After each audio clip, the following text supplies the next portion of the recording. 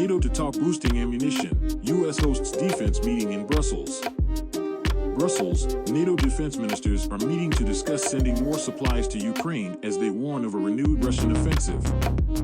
Moscow is preparing for more war, which makes it even more important to boost ammunition for Kyiv, NATO chief Jens Stoltenberg said Tuesday.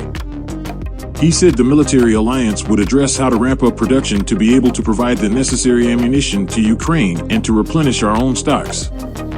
U.S. Defense Secretary Lloyd Austin, who is in Brussels for the meeting, will also host a gathering of the Ukraine Defense Contact Group, which includes more than 50 nations supporting Kyiv with weapons or aid.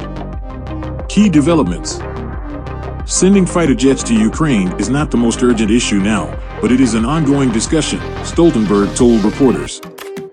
He said that while some countries had started training Ukrainian pilots, NATO's top priority was to deliver weapons already pledged to Ukraine. He mentioned U.S. Abrams and German Leopard tanks, along with armored vehicles, air defenses, and ammunition as Kyiv braces for a spring counteroffensive. Ukraine's Western backers have indicated they will not be supplying warplanes to Kyiv soon, the Washington Post reported. Western leaders cited an insufficient supply of the jet, said they would need time to train Ukrainians to operate them, and noted that they are prioritizing other, more urgently needed military equipment. U.S. defense officials have also said it would take too long to deliver jets and that the aircraft would be challenged by Russian air defenses.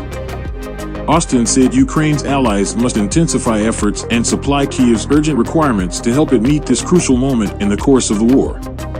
He told military and defense chiefs in Brussels that we still have much more to do together and that the Kremlin is still betting that it can wait us out. Moldovan President Maya Sandu accused Russia of plotting a coup in her country to install a pro-Kremlin administration and put the Eastern European nation at the disposal of Moscow's war in Ukraine, citing intelligence provided by neighboring Ukraine.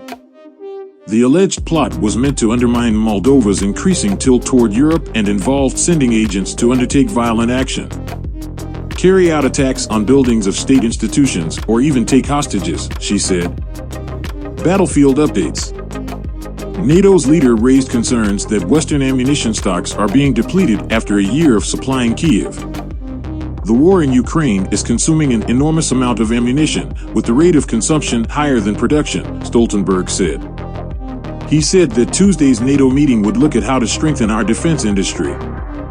The Biden administration will announce another large military assistance package in the next week, the Post reported. Officials will announce the imposition of more sanctions on the Kremlin around the same time. The administration is separately working with Congress on a $10 billion assistance package for Kyiv. Biden officials say recent aid packages from Congress and allies are Kyiv's best chance to change the course of the war, the Post reported. U.S. officials are telling Ukrainian leaders they face a critical moment, raising the pressure on Kyiv to make gains on the battlefield while weapons and aid from the United States and its allies are surging. Many conservatives in the Republican-led House have vowed to pull back support. Global impact. The U.S. Embassy in Moscow repeated a warning for Americans not to travel to Russia.